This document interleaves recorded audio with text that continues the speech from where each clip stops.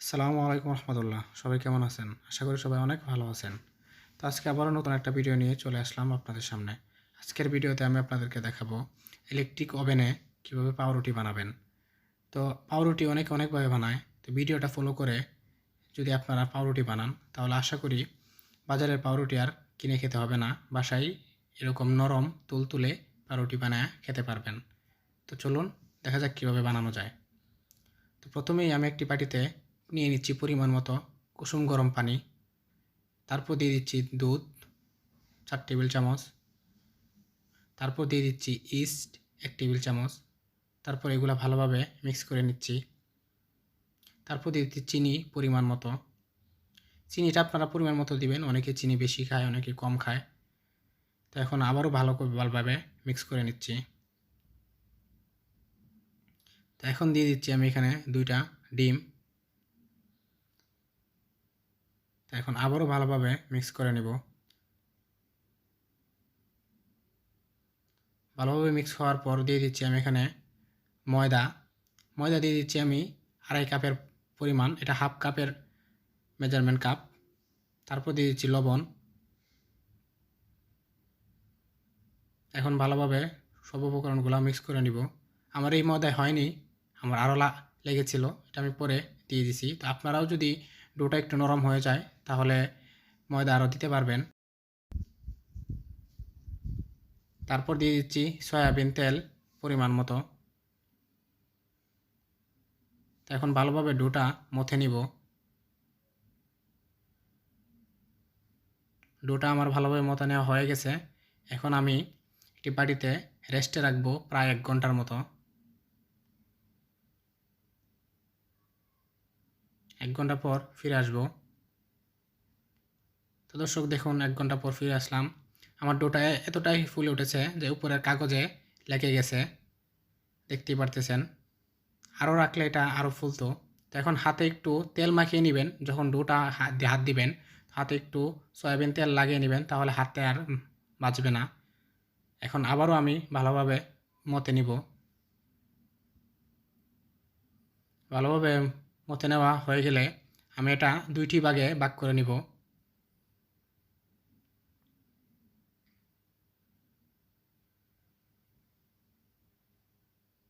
তো একটি অংশ আমি একটি পিৎজা বানানোর ট্রেতে এইভাবে হাতে দিয়ে দিচ্ছি। আমি পিৎজার ট্রেতে আগে সয়াবিন তেল মাখিয়ে নিয়েছিলাম, যেন এটা হওয়ার পর তুলতে যেন সহজ হয়।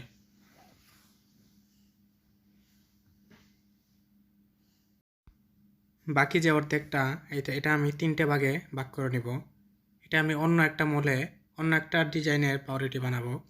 তো এখন যেভাবে আমি হাত দিয়ে বানাচ্ছি, পিৎজার ট্রেতে যে গোল করে আমি ডোটা রাখছিলাম এটাও এইভাবে সেম বানিয়ে নিয়েছিলাম, বাট ওইটা আমি দেখাতে পারিনি। তো আপনারাও এইভাবে হাত দিয়ে বানিয়ে নেবেন। তো এখানে আমার 2টা দিচ্ছি, আরেকটা আমার লাগে নাই। তো এখন আমি আবারও রেস্টে রেখে দিব প্রায় 30-35 মিনিটের মতো। 2টা মূলেই ডো রাখার আগে আমি কিন্তু সয়াবিন তেল মেখে নিয়েছিলাম। তো এইদিকে আমি একটা ডিম ভেঙে নিচ্ছি। তো ডিমের মধ্যে অ্যাড করে নিচ্ছি গুঁড়া দুধ লিকুইড করে নেওয়া, এটা আমি সাইডে রেখে দিব। তো 30-35 মিনিট পর ফিরে আসলাম। দেখতে পারতেছেন ডোগুলো আমার কতটা ফুলে উঠছে, 2টা মূলেই পুরোটা ভরে উঠছে। তো যতক্ষণ আপনারা রেস্টে রাখবেন ততক্ষণ ভালো। তো এখন এই ডোগুলোর উপরে আমি ওই যে ডিম আর দুধের মিশ্রণটা রেখেছিলাম এটা আমি মাখিয়ে নিব একটি ব্রাশ দিয়ে। মাখানো শেষ হয়ে গেলে এখন দিয়ে দিচ্ছি আমি সাদা তিল। এগুলা অপশনাল বলবো না, কারণ এগুলো দিলে খাইতেও যেমন মজা লাগে, দেখতেও এমন সুন্দর দেখা যায়।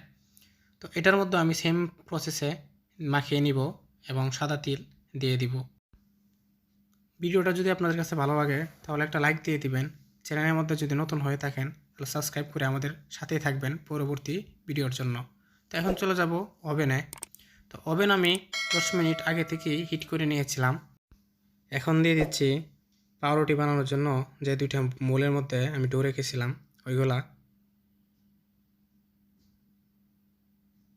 একটু গ্যাপে রাখবেন, কারণ এটা কিন্তু ফুলবে, ফোলার জন্য জায়গা দিতে হবে। এখন আমি পাউরুটিগুলো হওয়ার জন্য 25 মিনিট রেখে দিব। এখানে আমি আপনাদেরকে ওভেনের মেজারমেন্টগুলো দেখাই নিচ্ছি।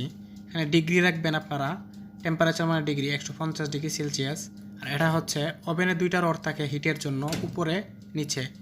তো এই পাউরুটিটা হওয়ার জন্য 2টা রডই যেন হিট হয় এমনভাবে দিতে হবে, উপরেও যেন তাপ লাগে, নিচের দিকেও যেন তাপ লাগে, এটা খেয়াল রাখতে হবে। এখানে হলো ফ্যানটা অবশ্যই চালু রাখবেন। আমার তীরটা যেদিকে থাকে এদিকেই হলো অন হয়, মানে এটা অন থাকে। আর নিচেরটা হলো মিনিট, আমি 20 মিনিটের মতো দিয়েছিলাম, বাট 20 মিনিট হয়নি, আর 5 মিনিট লাগছিল। তো ফিরে আসলাম 25 মিনিট পর। তো দর্শক দেখতেই পারতেছেন কত সুন্দর করে ফুলছে আমার পাউরুটিগুলো। তো আমার পাউরুটিগুলো হয়ে গেছে আর কত সুন্দর কালার আসছে।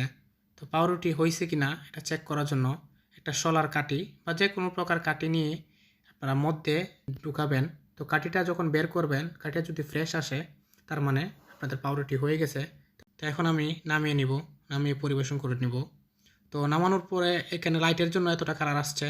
তো এটা কিন্তু সাদা, প্রায় অনেকটাই সাদা কালার, এতটা হলতে পাব না। তো এখন আমি বাটার মাখিয়ে নিচ্ছি, গরম গরম বাটারটা মাখিয়ে নিলে তেলটা গলে ওইখানে লেগে যায়। তো এটা অপশনাল, আমার কাছে ছিল তো আমি দিয়ে দিচ্ছি। আপনারা দিতেও পারেন, নাও দিতে পারেন।